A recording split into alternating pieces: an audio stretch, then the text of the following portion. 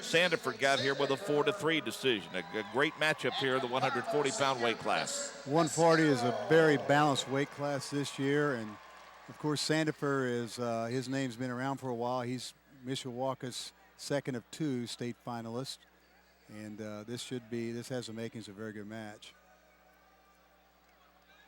And both got here with low-scoring matches in their semifinals. As we mentioned, took Mascaro overtime to get his decision over Drew Lappy of Evansville Mater Dei. That was a 4 overtime victory for Mascaro, and that was a very well wrestled match by both individuals. Now Sandefer from Mishawaka is recovering from ACL surgery 5 weeks ago, so he's a tough guy. He plays football as well, and he's been around the wrestling links for a long time. No score, a minute to go in period number 1. Mascaro has a front headlock on, and Sandefer shoots in nicely, drops under, gets in deep for a double leg takedown, and drives through and scores 2-point takedown. And that's crucial in this match, because if recent history is any indication, Mark, I think this is going to be a low-scoring event. 7 championships to be decided yet. 2-0 the advantage now. We're under 45 seconds in the first quarter here at Conseco on IHSAAsports.org. Mascaro stands up and is able to break the deep waist and get his escape. So it's 2-1. Match tightening up a little bit as we get under a half a minute to go in period number 1.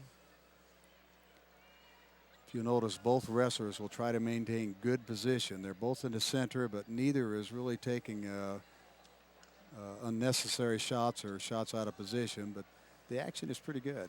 One thing you're going to notice as we go up in weight class is, boy, when you get a shot like we see on the monitor right now, you just look at the strength in the legs. Look at the good base that are in the type of base that's indicative and the build that's indicative once we get up in the higher weight classes of guys who ultimately get to a state championship round. Well, I think you're correct. Just like any other sport, the real strength in wrestling is in the hips and the legs. And if you take a shot or whatever, or fight through a situation, you control the hips, you control the man.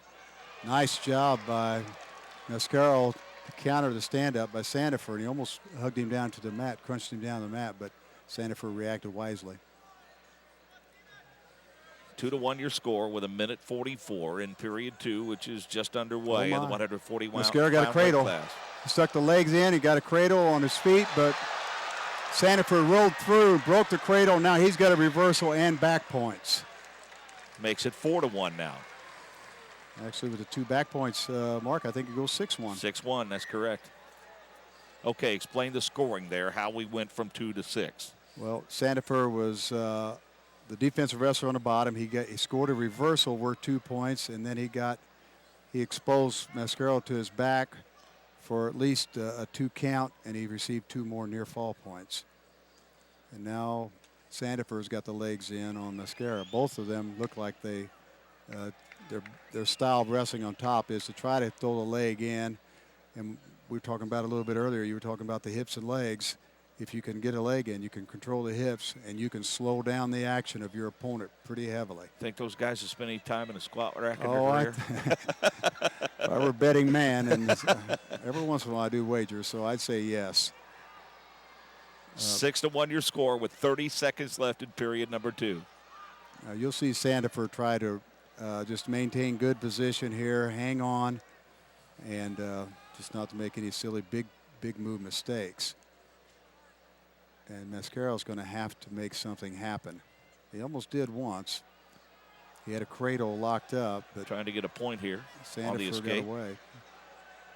Okay, he pulled the wrists away, controlled the wrists. He's got his hip back, and Sandefer's going to try to lock and hang on, and he's not going to get any points out of that. Oh. There aren't very many counters when a guy locks the leg like that. Except what Mascaro just tried to do. He tried to leapfrog out of it and square up. I won't deny, part of me misses being down Matt's side a great deal. It's something, wrestling gets in your blood, and you see coaches that come. They don't walk away from it. They're still here. If nothing else, they're fans, but most of them stay with their programs and work. Well, most coaches, I talked to them after they've retired after a number of years. They miss the kids, they miss the camaraderie with not only their staff but other staffs. But boy, they don't mind the light and workload. It's a consuming sport. Ask any parent of a wrestler that achieves, and really any wrestler just steps on a mat. It takes so much dedication and work. And it's just not by the individual wrestler. They have to have support at home as well. Both wrestlers outside the ring now. The score 6-1 with 1:32 left in the final period. And Sandefer is just hoping that the referee blows a whistle and the clock continues to tick. Now, he was cautioned there because he had a false start, but no hurt. He changes the side for the offensive position.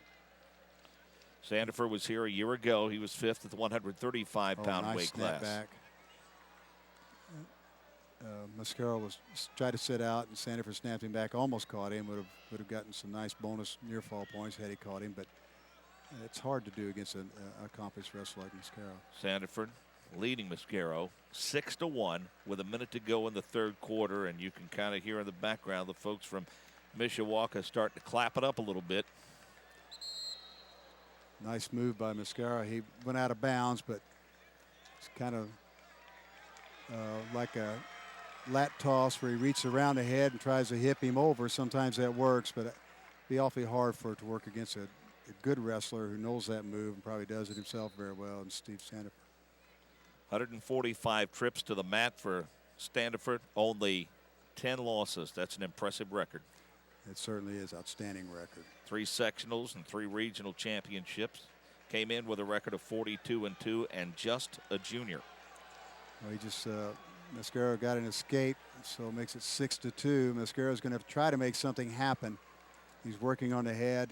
I'm sure he's going to try to get in somewhere where he can run a throw, maybe a fireman's carry or something, take him directly to his back. But nice boot scoot again, a little duck under by Sandefer. He didn't score, but he took Mascaro out of his plan. Pause in the match with 22 seconds remaining, and the folks at Mishawaka starting to cheer a little louder. Yes, they're rooting for their second individual state champion, and I think even though the state does no longer sanction the scoring for the individual tournament because we have the team tournament, the Indiana Coaches Association does. There's 2 points for the takedown, making it 8-2, and he's a state champion at 140 pounds, and his name is Steven Sandefer. He wrestled an outstanding match against a very, very tough competitor. He certainly did, and Mascaro tried to make something happen with a headlock, but it slipped, and Sandefer was in good position to counter.